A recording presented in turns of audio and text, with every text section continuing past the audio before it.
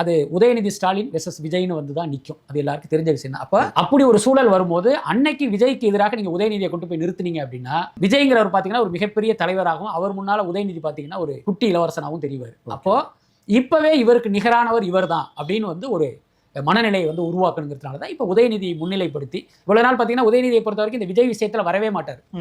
ஆரம்பத்திலான cinema செய்திகள்லாம் படிப்பதில்லை அப்படின்னு பிகினிங்லேயே விஜய் அரசியலை அவர் ரிஜெக்ட் பண்ணிட்டு மற்ற விஷயங்கள்ல தான் கவனம் செலுத்துவார். விஜய் கிட்ட போக மாட்டார். அந்த கரூர் சம்பவத்துக்கு பிறகுதான் கொஞ்சம் வெளிப்படையா விஜய் அப்படி லேசா தாக்க ஆரம்பிச்சாரு. எங்கிட்ட இது கேட்குறீங்க, அவர்கிட்ட போய் கேட்க வேண்டியதானே அப்படிலாம் பேச ஆரம்பிச்சாரு. அது வந்து இன்றைக்கு சந்தர்ப்பம் கிடைக்கும் போதெல்லாம் விஜயை தாக்குகிற அளவுக்கு வளர்ந்துருக்கு. அதுக்கு அடுத்து ஆரம்பத்தில் தேர்தலுக்கு போது எல்லாரும் என்ன நினைச்சாங்க, அதிமுக விசஸ் திமுக நினைச்சாங்க. ஆனா விஜய் வந்து கரெக்டா தாவேகா முதல் மாநாடு விக்கிரவாண்டியில நடக்கும் போதே சொன்னாரு 2026 தேர்தலுங்கிறது தாவேகா விசஸ் திமுக அப்படின்னாரு. அப்ப கூட நிறைய பேர் தம்பி வந்து ஓவர் கான்பிடென்ட்ல பேசுறாருன்னு சொன்னாங்க. ஆனா அதுக்கப்புறம் நடக்கிற காட்சிகளை எல்லாம் பார்க்கும்போது இன்னைக்கு அப்படிதான் வந்து நிக்குது. தாவேகா விசஸ் திமுக தான் 2026 தேர்தல், அதுல மாற்றமே இல்லை.